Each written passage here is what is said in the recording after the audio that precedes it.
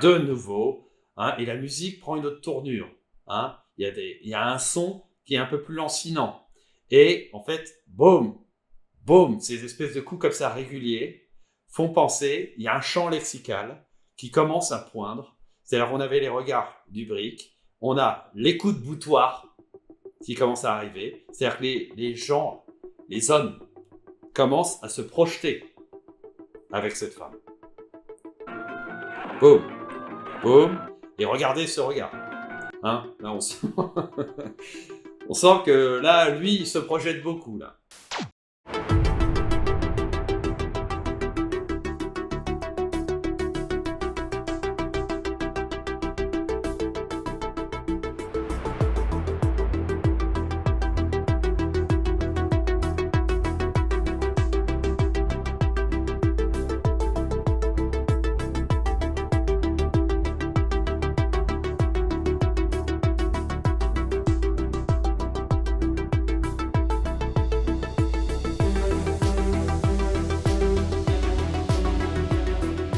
Amis réalisateurs et cinéphiles, bonjour, vous êtes sur Capcom. Avant de débuter, je tiens à vous souhaiter à tous une excellente année. J'espère que cette année sera profitable pour vous, avec plein de superbes films, plein de découvertes, une année riche en créativité. Voilà, c'est tout ce que je vous souhaite. Et, histoire de commencer en fanfare, nous allons analyser Excalibur de John Woo. Alors, il y aura certainement plus tard sur la chaîne un deuxième Boorman, ce sera certainement Délivrance. Bon, pour l'heure, nous commençons par Excalibur, qui est aussi un autre monument de ce réalisateur. Et nous allons étudier notamment une grosse scène. Bon, d'abord, une petite scène qui est le passage où Ygren est en train de danser. Et enfin, nous verrons le moment de la mort du rival de Luther. Voilà. Mais avant de commencer, si vous aimez cette chaîne, si vous souhaitez qu'elle se développe, partagez son contenu autour de vous. Et puis, nous, on commence tout de suite. Nous débutons cette scène par un plan sur, on va dire, une tablée et surtout deux hommes au premier plan qui se font un pacte de sang. Donc, la guerre vient d'être terminée et donc on a deux clans qui se rabibochent. Une petite musique festive, sympathique. Et on va voir que cette musique va prendre une tournure particulière, très intéressante. Vous allez voir. Nous avons des petites flammes là-bas, on a une teinte plutôt chaude, c'est normal. On est en intérieur, et puis c'est éclairé par du feu, donc tout ça est cohérent. Une fois que ce pacte de sang a été lié, immédiatement, on a donc ce personnage qui bondit, littéralement, en dehors de la tablée, qui est suivi par la caméra. Ça nous révèle d'un coup ce décor. On voit qu'il y a des colonnes, on a une ambiance lumineuse un peu différente par ici. On va voir que le vert a une importance dans les scènes que nous allons voir. Il traduit la magie. Souvenons-nous, en alchimie, le vert, c'est des choses cachées. Il a bondi, alors c'est ça qui est un peu surprenant, ils étaient tous les deux, donc en train de se lier. Alors on peut se dire que c'est la douleur du fait d'avoir fait ce pacte qui l'a fait bondir aussi en arrière, c'est un prétexte, mais aussi, hop, ça nous permet d'ouvrir un pan immédiatement, et lui tout de suite dit, et maintenant la femme, et donc il annonce sa compagne, voilà, et sa compagne est là-haut, évidemment, eux sont des hommes, ils sont bassement au sol, et les femmes sont plus élevées, elles sont en hauteur, donc il va aller l'appeler, voilà, donc elle se retourne, on voit qu'elle est amplement drapée, on ne voit que son visage, alors, elle arrive, elle descend parmi les mortels, on peut se dire, et elle commence à se dévoiler. Voilà, et là, on comprend, on comprend que déjà, il y a quelque chose. Là, de par le jeu des comédiens, on a ce regard-là masqué, parce que là, il est en train de boire, donc en fait, on fait attention à son regard. On sent que c'est un regard un peu concupissant, et on voit aussi l'attitude aussi du type à côté, qui est un peu... Il est presque craintif, en fait, en se disant, mon Dieu, c'est peut-être pas une bonne chose qu'elle se rapproche. On voit que d'ailleurs, il y a le reflet du vert, de la couleur verte dans leurs armures. Chacun boit. Et vous avez vu, on avait vu ça dans Retour à le futur, dans plein de films, en fait. Lorsque on a un effet de groupe, ça fait un effet de halo qui se reporte, en fait, sur notre personnage principal. Alors, elle, dans une ambiance un peu verdâtre ici, descend. Et là, alors que c'était lui qui nous avait permis d'aller vers la femme, c'est lui qui retourne vers l'homme. Voilà, il le fait rentrer dans le champ. Et vous avez vu la finesse de la mise en scène, c'est-à-dire que c'est lui qui a révélé la présence de la femme et c'est lui qui les met en relation parce qu'en fait, là maintenant, le fait qu'il s'est avancé vers lui est un justificatif de mouvement qui permet ce mouvement en arrière et qui le fait rentrer dans le champ. Et là, il est là en amorce et il y a la femme qui est là entre les deux colonnes, donc évidemment cadre dans le cadre. Ta reine, quelle qu'elle soit, ne pourra... Et bien sûr, le feu, hein, le désir. On va voir que ça va être utilisé beaucoup, surtout dans les scènes suivantes. Jamais l'égaler. Ce qui est amusant aussi, c'est que ça nous fait penser aussi à un procédé que nous avions vu dans Total Recall, où il y avait ici Sharon Stone, là on avait Arnold Schwarzenegger, et là on avait l'écran. Vous vous souvenez? Et bien là c'est pareil, c'est-à-dire que Sharon Stone voyait au travers de Quaid pour voir le petit écran, et bien là c'est pareil, lui voit au travers du type, hein, le type pense qu'il le regarde, alors qu'en fait non, lui il regarde ici. Et d'ailleurs, lui est un peu dans l'ombre, hein, il y a une petite lumière ici, alors qu'elle est dans la lumière. Hein. Il y a des colonnes là qui sont éclairées, et puis il y a le feu, évidemment. Il s'est retiré, on a raccordé sur le plan matriciel de lui en train de boire son gobelet, et là, on resserre, bien sûr, là on a éjecté complètement le mari, on n'a plus rien à faire, et on voit la femme, qui est là, Ygraine, qui est en train de danser, et on a un projecteur là très fort, hein. Clairement ça peut pas être de la lumière lunaire, ça peut pas être les flammes, c'est clairement, là on sent l'influence des années 80, hein, où ça a été fait, c'est comme certains clips étaient filmés un peu comme ça. Donc là, on a une lumière, bien sûr, qui sert de backlight. On a une fumée, hein, ici, hein, qui permet d'idéaliser un petit peu la jeune femme. Elle danse, on est sur un plan fixe. Faites attention à la musique. Hein. Pour le moment, c'est une sorte de ritournelle, un peu tout le temps la même. On revient sur ce plan matriciel. Hein. On voit qu'eux ne bougent pas. Hein. Ils sont comme subjugués par la beauté de la jeune femme. Allez, on resserre de plus en plus. Hein. Vous avez vu, on a vu un plan large où elle était entre les deux colonnettes. On avait resserré avec elle, avec le projecteur fort derrière. Et là, maintenant, on est en plan buste, hein, où on l'a en train de danser. Et elle regarde vers la gauche, eux regardent vers la droite. Hein, ils raccordent parfaitement. Hein.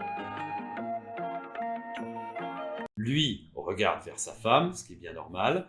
Il a le menton levé, il la regarde comme ça, parce qu'il est fier, évidemment. Bon, sa femme dansait. On revient sur le plan serré sur elle. Vous avez vu qu'on est encore plus serré, hein, d'ailleurs, parce que là, on l'avait en plan poitrine, alors que là, on est maintenant en plan épaule, et il y a un suivi. Hein, c'est-à-dire la caméra, on essaie de la suivre, ce qui n'est pas facile, évidemment, parce qu'elle bouge.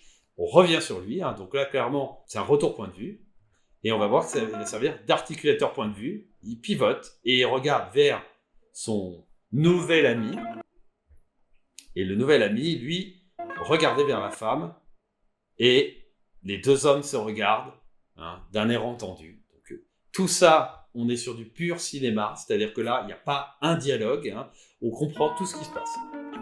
Vous avez vu, d'ailleurs, là, on a une triangulation, c'est-à-dire que les hommes regardaient là, les deux hommes se regardent, lui regarde la femme, et on peut imaginer que ça s'appelle le regard, voilà, de l'homme principal, comme on avait vu dans Total Recall. Pareil. On élargit pour pouvoir voir un peu plus l'espèce de volant, là, on ne sait pas exactement ce qu'elle a, de drapé, qu'elle fait bouger comme ça. La musique, toujours la même, hein, qui est là, qui est douce, qui est sympathique, qui est presque innocente, on a l'impression. Hein. On a un raccord dans le mouvement, hein. On élargit, et alors là, elle se rapproche. Hein. Elle vient, on a l'impression, vers nous. Hop. Et elle est venue vers nous en deux temps. Hein. Vous avez vu, premier temps, elle est là, et ensuite, elle s'éloigne de nous pour aller vers son mari. Et ensuite, elle se tourne, voilà, en regardant par à coup les invités. On resserre sur le visage du Seigneur, et c'est lui qui lance un truc qui est terrible, c'est cette espèce de coup, comme ça, comme s'il donnait le rythme, hein, comme s'il essayait de battre la mesure, mais vous allez voir qu'il y a une connotation, évidemment, qui va arriver. Alors ça va arriver comme une vague, ça arrive ici, là, donc c'est lui qui a l'initiative de ça, et en fait, c'est ça qui est toute l'ironie en fait, de cette scène, c'est que c'est lui qui a l'initiative de sa propre perte. Et là, regardez, comme une vague, ça arrive ici, hein, au fur et à mesure qu'elle se rapproche.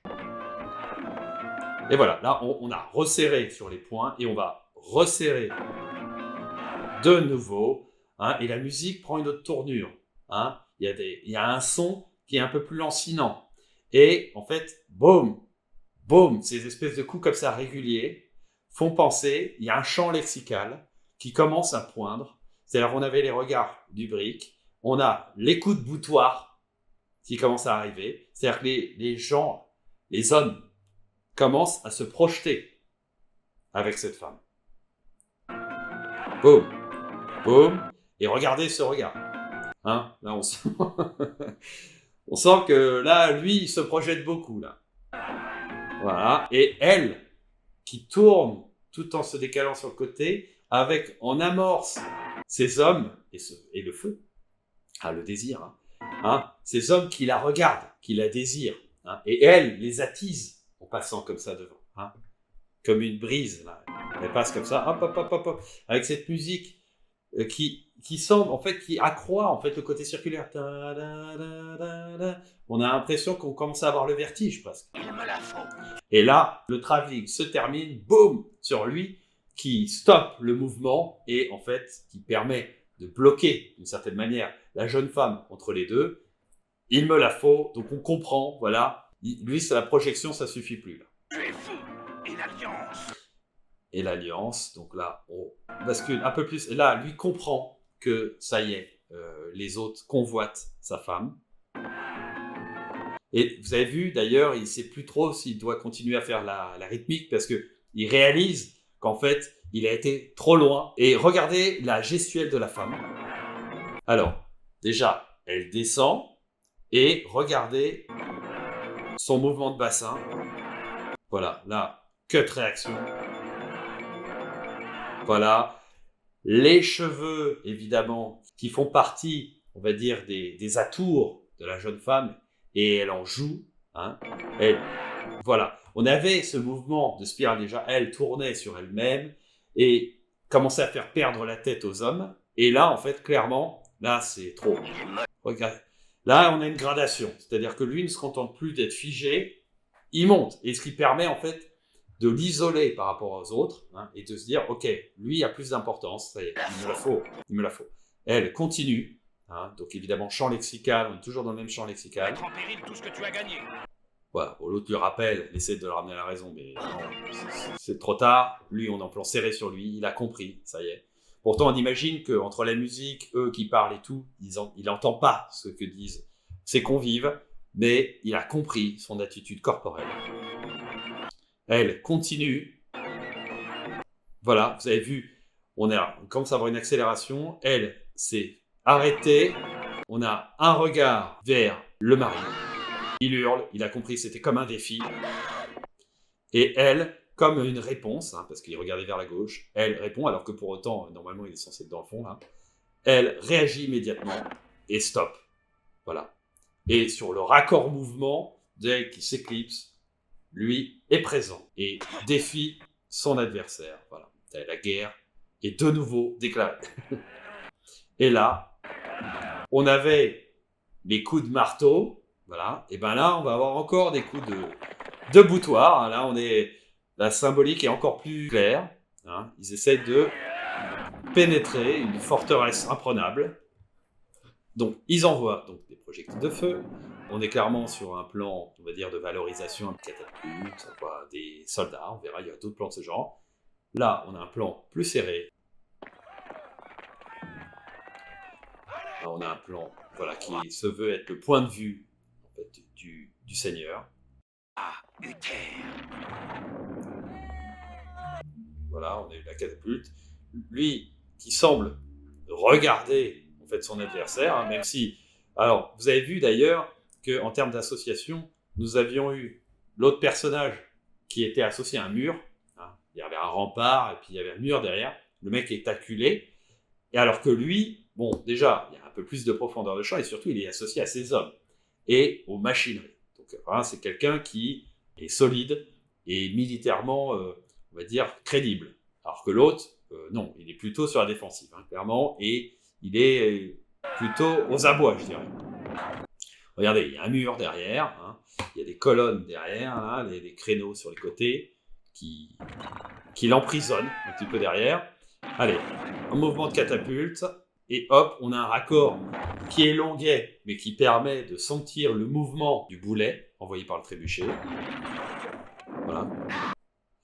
On a un raccord dans l'axe qui est en colère. Hop, de nouveau, ça envoie. Là, ça faisait un peu toc, là, d'ailleurs, les rochers qui tombaient, là, ça semble un peu léger. Ponctué de ce coup de boutoir, et vous allez voir qu'il va y avoir une résonance particulière.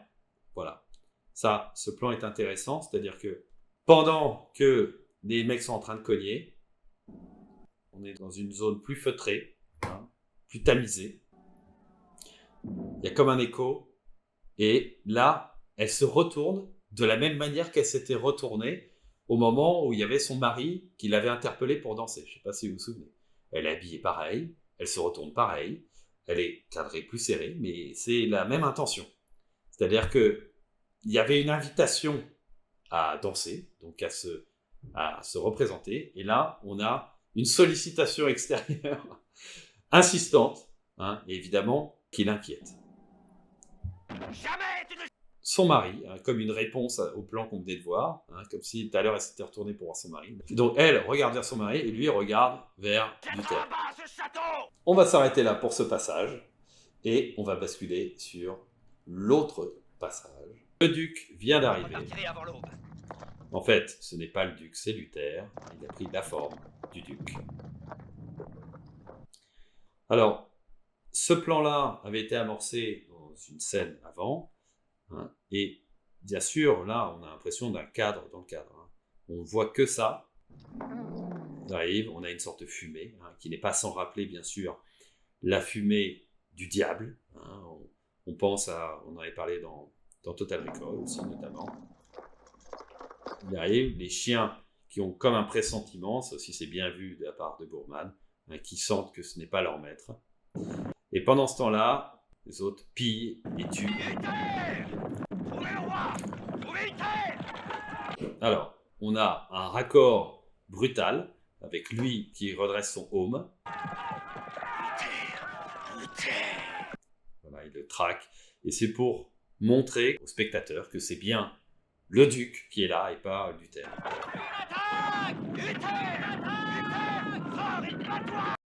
Alors, on a du feu, on a des pics là qui sont vraiment hérissés là, qui sont une menace, on peut dire. Et on a bien sûr les oiseaux, hein, on pourrait dire les oiseaux de malheur qui sont ici.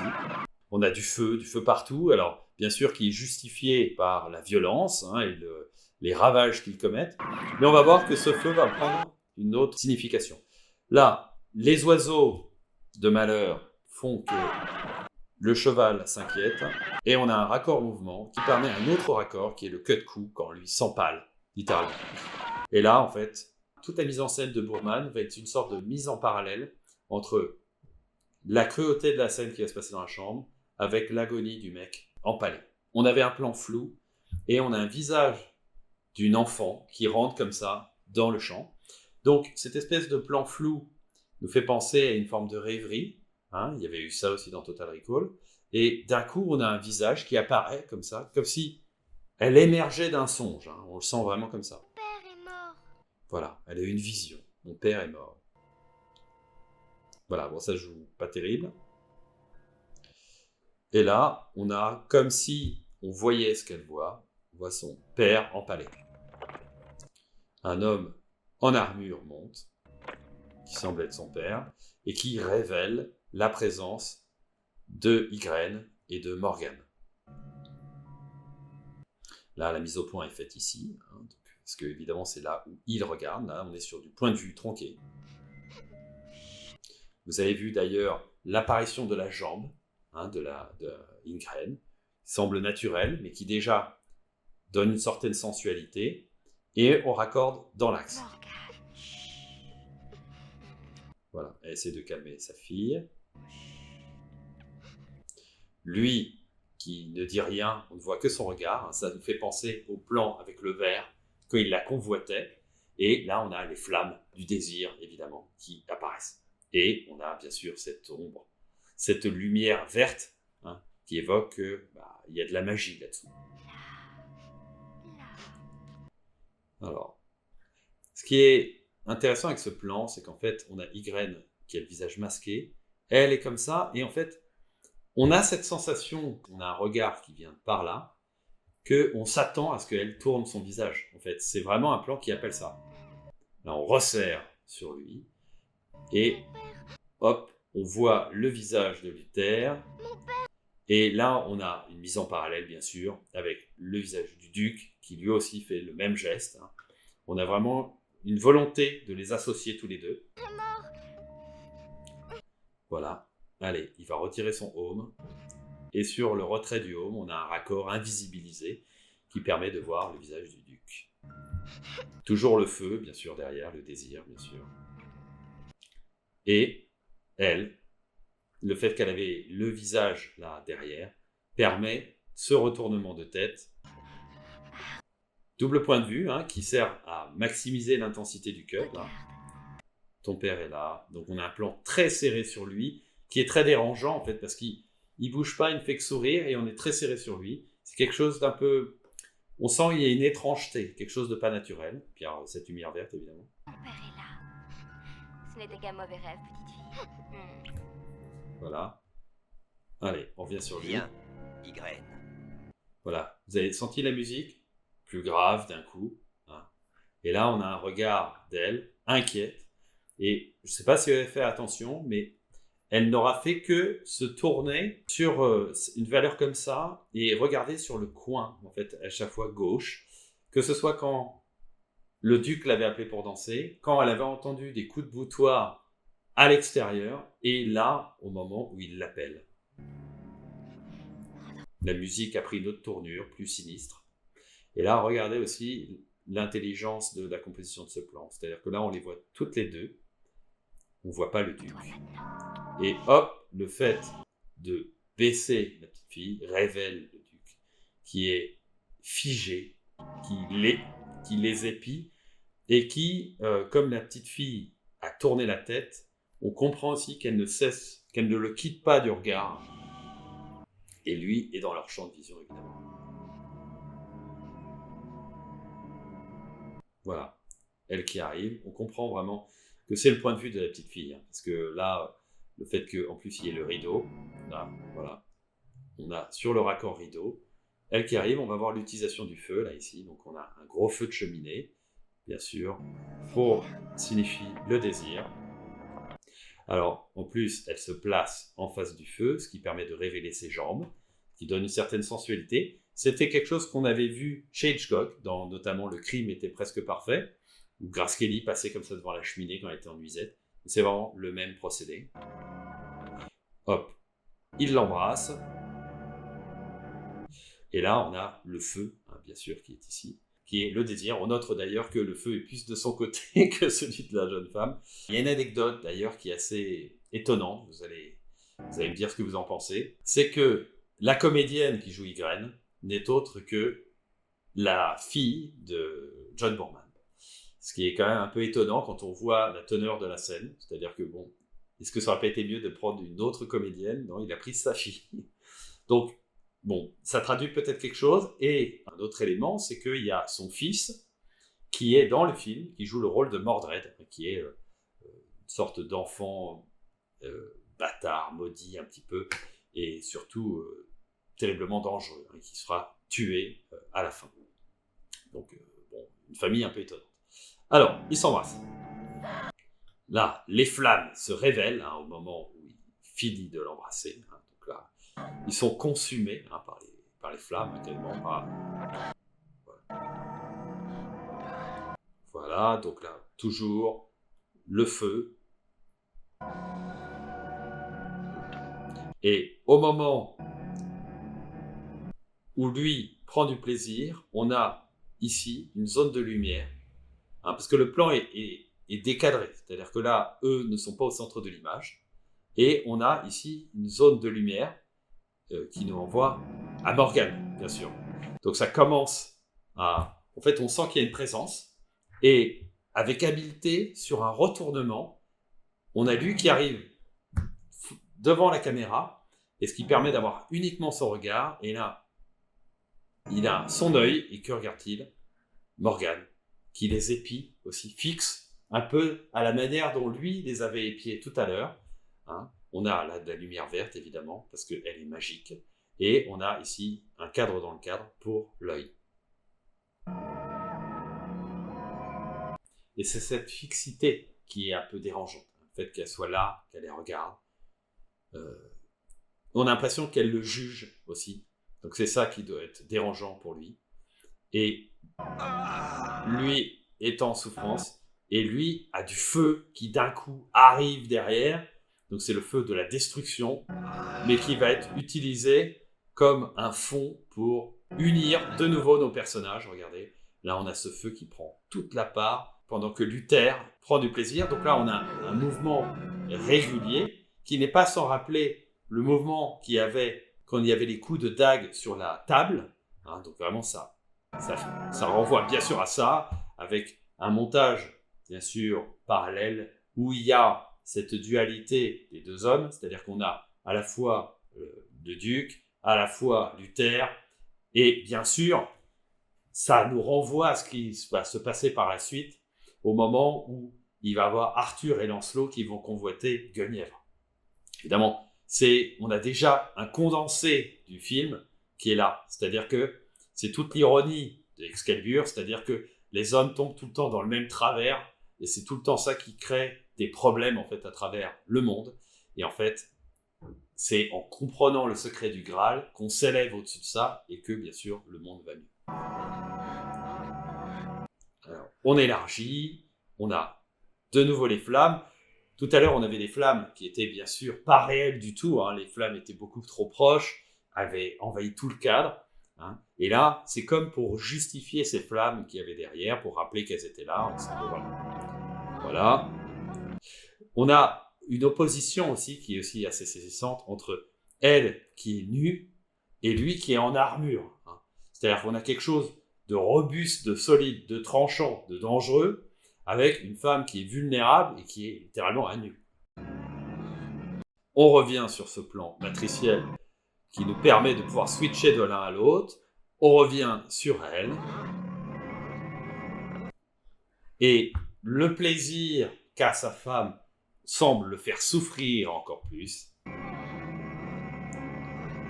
Hop.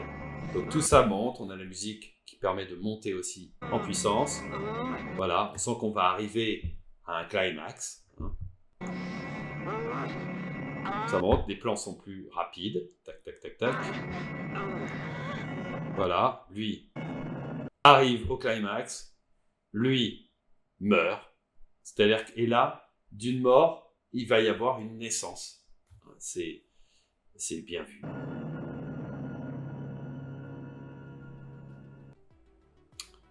Et là, on a comme une sorte de silhouette, là, ici, avec une brillance, hein, qui donne un côté irréel. L'avenir a pris racine dans le présent. Et voilà, c'est fait. Et c'est sur ce plan final que nous allons nous arrêter. J'espère que ça vous aura intéressé. Si c'est le cas, mettez-moi un like. Si vous souhaitez que j'analyse d'autres films, dites-le moi dans les commentaires. Dans 2 semaines, j'analyserai Silence des agneaux. D'ici là, à bientôt. Ciao.